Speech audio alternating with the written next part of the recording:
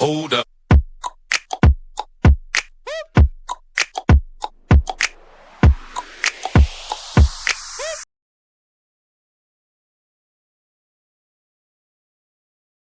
Hi friends, வணக்கம். இங்கே நம்ம படத்தை ரிவ்யூ பார்க்க போறோம்னா, நம்ம நாகா டைரக்ஷன்ல ஷாஹித் அன்சிகா, சந்தோஷ், வைஜி மகேந்திரன், தேவதர்ஷினி அவங்களாம் நடிச்சிருக்க ஐந்தாம் வேதம் அப்படிங்கிற வெப்சீரிஸ் பத்தி தான் ரிவ்யூ பார்க்க போறோம். ஐந்தாம் வேதம் இதோட ஸ்டோரி என்னன்னு பாத்தீங்கன்னா, சரியா 1000 வருஷத்துக்கு மட்டுமே ஒரு டைம் நடக்கிற அந்த ஒரு 5 கிரகங்கள் ஒன்னா சூரியனை பார்த்து நிக்கிற சம்பவம் நடக்கும். அன்னைக்கு வந்து பாத்தீங்கன்னா ஒரு குறிப்பிட்ட நாள்ல வந்து ஐந்தாம் வேதம் அப்படிங்கிற ஒரு வேதம் கிடைக்கும் அப்படிங்கிறது வந்து ஒரு ஐதீகமா அவங்க ஃபாலோ பண்ணிட்டு இருக்காங்க. அப்படிப்பட்ட ஒரு நாள் வந்து நடக்கிறதுக்கு ஒரு 13 நாளைக்கு முன்னாடி கதை தொடங்குது. அந்த கதை வந்து பாத்தீங்கன்னா காசியில தொடங்குது. ஹீரோயின் வந்து வந்து அவங்க அம்மாவோட அஸ்தி கிடைக்கிறதுக்காக காசி போயிருக்காங்க.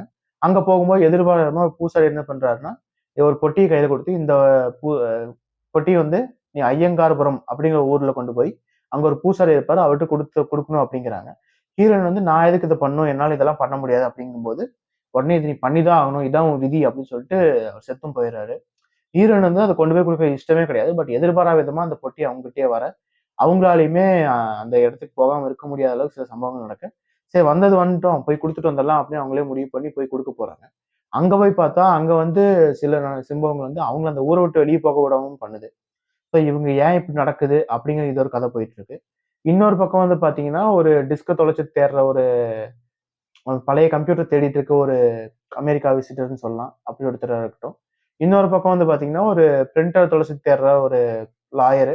அவங்க வந்து லாயர் கிளையன்ட்டுக்காக வந்து அந்த பிரிண்டர் வந்து எப்படி போச்சு அப்படிங்கிறத கண்டுபிடிக்கிறதுக்காக ஒரு டீம் போயிட்டு இருக்கு. இது ஒரு 3 டீமு. இது பார்த்தா வரைக்கும் இன்னொருத்தர் வந்து பார்த்தீங்கன்னா, எப்பவுமே ஏஐ கூட பேசிக்கிட்டு, இந்த ஆர்டிஃபிஷியல் இன்டெலிஜென்ஸ் மூலமா ஆப் மாரி அந்த ஆப் கூடயே பேசிட்டு இருக்க சுத்திட்டு இருக்க ஒருத்தன்.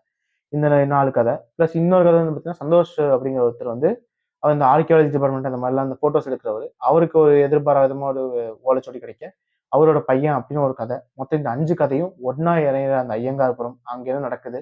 அந்த 5ஆம் வேதம் கிடைச்சதா இல்லையா? அப்படிங்கிறத இந்த படத்தோட வெப் சீரிஸோட மீதி கதைன்னே சொல்லலாம். இத இவ்ளோ சுருக்கமா சொன்ன விஷயத்த வந்து இவங்க பெருசா ஒரு வெப் சீரிஸா கன்வெர்ட் பண்ணியிருக்காங்க. 5 எபிசோட் ஐ மீன் 8 எபிசோட் பக்கம் ப்ளே ஆகுது. இந்த 5 கேரக்டர் தான் முக்கியமான கேரக்டர் இந்த கதைக்கு. இந்த 5 கேரக்டர்லயுமே நான் ஐ மீன் 5 கதையிலுமே நெறைய கேரக்டர்ஸ் இருக்கு. அந்த நெறைய கேரக்டர்ஸுமே நெறையா டார்க் ஷேடு, கிரே ஷேடு அந்த மாரி ஒயிட் ஷேட்ல வச்சு எழுதியிருந்தாங்க.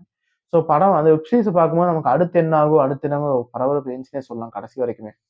ஸ்டார்ட்டிங் சீன்லயே ஐ மீன் ஸ்டார்ட்டிங் எபிசோட்லயே அவங்க வந்து ஒரு பிட்ச் செட் பண்ணிட்டாங்க. இதான் நடக்க போகுது அப்படிங்கிறத. பட் அதுதான் நடக்குங்கிறத, அது எப்படி நடக்கும்னு நமக்கு காமிக்கிற விதமும், அந்த ஒரு விறுவிறுப்பும் படத்துல இருந்துச்சுன்னே சொல்லலாம். கடைசி வரைக்குமே இருந்துச்சு. அதுல அந்த உறுத்தலா இருந்த ஒரே ஒரு ஆக்டிங் யாருதுன்னு பார்த்தா, அந்த ஏஐ கூட பேசிட்டு இருக்க ஒருத்தரும் கேரக்டர் வரும். அவன் மட்டும் என்னடா இது ஒரு மனுஷனா? அதுக்குன்னு இப்படியாடா ஒரு ஃபோன்லயே அடிக்ட் ஆன மாரி கேரக்டர காமிப்பாங்க. கடைசியில அந்த கேரக்டர் வச்சு செஞ்சுருவாங்க. அந்த கேரக்டர் வந்து பார்த்தீங்கன்னா, உங்களுக்கு தெரியும் அந்த கேரக்டரோட வடிவமைப்பாட்டும்.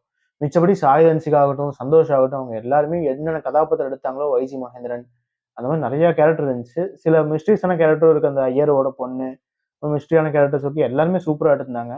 பார்ட் 2க்கு அவங்க விட்ட லீடுமே நல்லா இருந்துச்சு. பார்ட் 2 எப்படி முடிச்சிருப்பாங்க அப்படிங்கிற அந்த அடுத்து என்ன ஆக போகுது அப்படிங்கிற எதிர்பார்ப்புமே இருந்துச்சுன்னு சொல்லலாம். இதுல வந்து மிகப்பெரிய பிளஸ் பாயிண்ட் என்னன்னு சொல்லணும்னு பார்த்தா, அந்த ஸ்கிரீன் பிளே சொல்லலாம். 8 எபிசோடுமே போர் அடிக்காம போச்சு. தேவையில்லாத சீன்ஸ், தேவையில்லாத எதுவுமே இல்லாம, அந்த கதைக்கு எது தேவையோ அந்த அதை மட்டுமே எடுத்துட்டு போயிருந்தாங்க. அந்த விஷயம் நல்லா இருந்துச்சு. அந்த 5ஆம் வேதம் கிடைச்சதா இல்லையா? அப்படி கிடைச்சதுக்கு அப்புறம் அந்த 5ஆம் வேதத்துல என்ன இருக்கு? அப்படிங்கிறத அவங்க இன்னும் கொஞ்சம் எக்ஸ்ப்ளைன் பண்ணியிருந்தாங்கன்னா, ஓ! இதெல்லாம் என்ன ஆக போகுது? அப்படிங்கிறது வந்து நமக்கு வந்து எக்ஸ்பீரியன்ஸ் இருந்திருக்கும். பட் இவங்க வந்து இப்போதைக்கு அந்த வேதம் கிடைச்சிருக்கு. அந்த வேதம் என்னன்னு கூட யாருக்கும் தெரியாது. அப்படிங்கிற இடத்துல தான் முடிச்சிருந்தாங்க.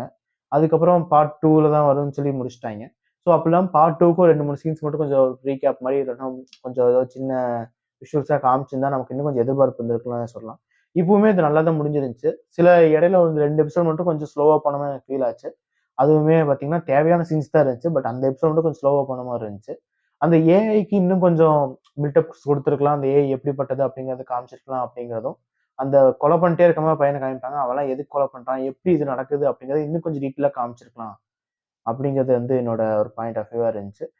மிச்சபடி பார்த்தீங்கன்னா, குறை சொல்ற அளவுக்கு எதுவும் இல்ல. மியூசிக் ஆஸ்பெக்ட் எல்லாமே சூப்பரா இருந்துச்சு. 8 எபிசோட் இருக்கு. ஜி5ல ஸ்ட்ரீம் ஆயிட்டு இருக்கு. தாராளமா நீங்க பார்க்கறதுக்கு ஏத்த ஒரு வெப் சீரிஸ் தான். ஃபேமிலியோடயே பார்க்கலாம். எந்த அடல்ட் கன்டென்ட்ஸ் அந்த மாரி எதுவுமே சீன்ஸ் இல்ல. பட் என்ன அங்கங்க ரத்தம் தெறிக்கிற சீன்ஸும், சில அது நீங்க படம் பார்த்தீங்கன்னா தெரியும். சில நூடிட்டி சீன்ஸ் வரும். அது வந்து நம்ம செக்சுவல் சீன்ஸ் இல்ல. பட் அது வந்து பார்த்தீங்கன்னா உங்களுக்கு புரியும். அந்த மாரி சீன்ஸ் மட்டும் தான் இருக்கு. தாராளமா ஜி5ல ஸ்ட்ரீம் ஆகுது. ஃபேமிலியோட பார்க்கலாம். ஓகே. நெக்ஸ்ட் வீடியோல சந்திப்போம். பாய்.